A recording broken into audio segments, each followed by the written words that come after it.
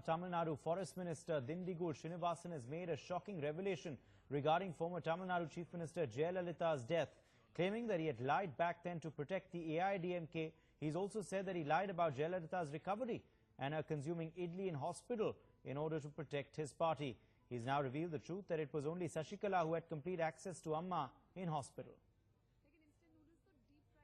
அந்த தெய்வத்தை நோய்க்கு மருந்து கொடுக்காமல் கொண்டு போய் மருத்துவமனை படுக்கிறாங்க. ஐயா உங்கள்கிட்ட பெரிய மன்னிப்பு கேட்கிறப்ப மன்னிச்சுக்கங்க. நாங்கள் பல செய்திகள் உங்களுக்கு நம்ப வேண்டும் என்று இட்லி சாப்பிட்டாங்க, தட்டி சாப்பிட்டு ஏதோ ஒன்று சொல்லியிருப்போம், போயிருப்போம், வந்திருப்போம். ஆனால் உண்மையிலே தோழர்களே, this is the loyalty they have for their leader. All of them said that she was doing well, and now there's so much confusion. There's a blame game going on. So the people and people who really want to know what happened are interested to know the truth. So that is why our working president has been time and again insisting on an enquiry.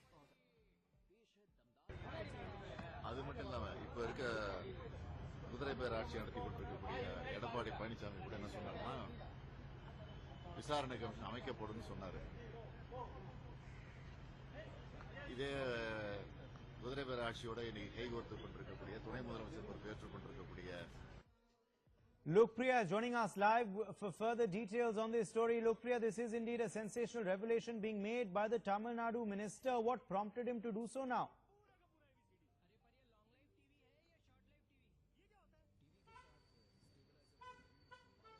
Well, ever since EPS and OPS faction joined hands together, there is a systematic plan to ensure that Sashikala is kept outside the party. And in that particular plan, the ministers have been talking about how it was Sashikala who pressurized them to lie to the public that the Jayalalithaa is keeping well and that she is taking regular food. In fact, this same minister, Nadu Sreenivasan, who is the forest minister, in the month of March had given a statement where he said that he personally met with Chief Minister Jayalalithaa, and Jayalalithaa had asked him to prepare for the bypolls that were scheduled last year. And now after 7 months, he has changed his stand, and now he states that he never met Jayalalithaa, and the minister was forced to lie because to protect the party, and said even apologized to the people for lying to them about Jayalalitha's health. So this has definitely once again stirred the hornet's nest when it comes to the probe into Jayalalitha's death. Yes, there is the EPS government which has ordered a probe into the former Chief Minister's demise. The DMK says that their stand is only vindicated when ministers like Nadu Sreenivasan have made these claims. As far as TTV Dinakaran camp is concerned, they say that they will cooperate with the investigation, and they also question the credential of Sreenivasan, who has changed his stand so many times.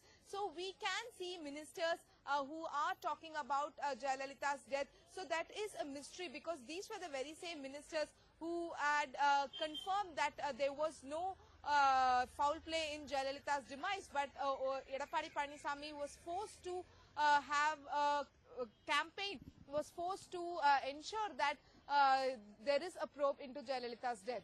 Stay with us, Lokpriya. We are getting further reactions now coming in.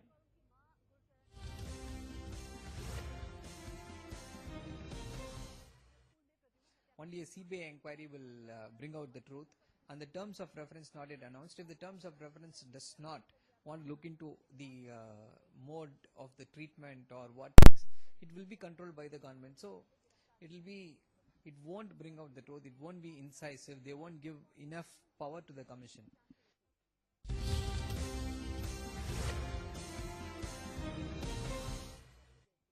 Whether he saw Jayalalithaa or not, the ultimate authority is the Apollo Hospital doctors and all those foreign doctors who came to look. They say they find nothing wrong. So all of a sudden, these people suddenly become experts. How can you be a forest minister and an expert on medicine? Suman C. Raman, political analyst, joining us with further perspective on this story. Suman C. Raman, what is your first reaction to this revelation? My first reaction is what has always been, that there has to be a detailed inquiry, and every time we see more and more evidence that things are not what they seem to be. now we have it on record from a minister that they were actually lying. I think this has been known. I mean, public knew it from day one. In fact, it has been widely discussed in the media that there was something which was not, which was not being disclosed to the public that was going on. So that is being further confirmed by these people. And I think it adds weight to the call for possibly a CBI inquiry. Do you feel, what do you feel really has prompted this revelation now from this minister, this claim now that he was lying all along, Sumant? No, I think that, they are trying to get into a situation where they are talking about the OPS, the factions trying to weaken Mr. Dinakaran. And perhaps he felt that, putting further blame on the Shashikala family will be relevant for this particular reason. But, that may be the reason why they're doing all this. But whatever it is, I think it heightens the need for an inquiry. Absolutely. And do you feel then that there must be a full and fair investigation into the revelations, because the EPS government may have ordered it, but there is no surety of how fair that investigation will be, and also how soon it will come out. Look, it's almost 40 days since they announced the investigation. They have not even announced the name of the judge who will be carrying out the investigation. I think it is simply, callous on the part of the government not to have even bothered. After all, she was their leader. And every breath they say that, that this government is being run in her name and so on. And having announced a judicial inquiry, you don't even announce the name of the judge for 40 days.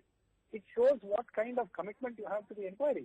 I think it is better that this is taken over by CBI. Hopefully there should be a public investigation on this soon. We should, push this inquiry to a CBI inquiry, and hopefully the truth will come out someday. All right, Suman Siraman, we leave it at that. Thanks indeed for joining us with your perspective on this story. Meanwhile, more reactions coming in now on this news.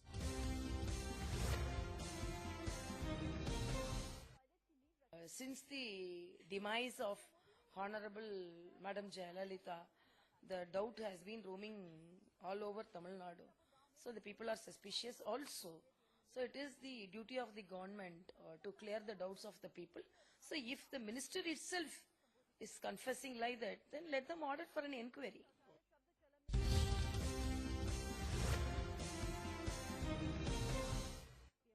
So we don't know what kind of a pressure. And now every MLA has taken this weapon of apologizing to the public.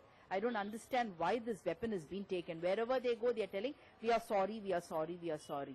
So they could have made the statement if they really are they like Amma, if they are so much, they have so much of care and concern for Amma, they could have made this statement long time ago. Why this was not made? Lokpriya still with us for further details. Lokpriya, what are the kind of political reactions coming in to this revelation of this Forest Mantri?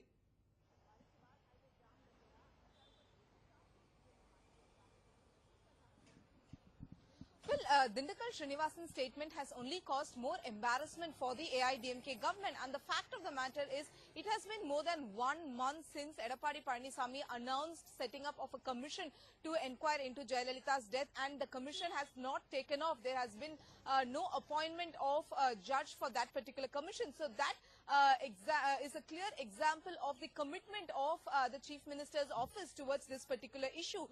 And as far as the opposition parties are concerned, the DMK definitely does not want to miss this opportunity to once again reiterate their probe of CBI probe into Jayalalitha's death. Speaking to reporters today, MK Stalin, working president of the DMK, says that these minister's statement is an example of how their stand is vindicated, and there should be a CBI probe into this death.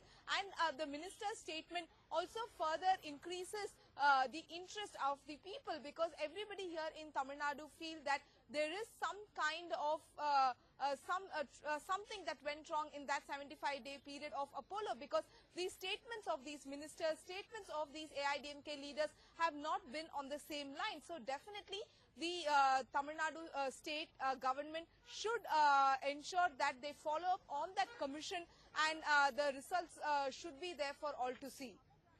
We leave it at that. Lokpriya, thanks indeed for joining us with those details.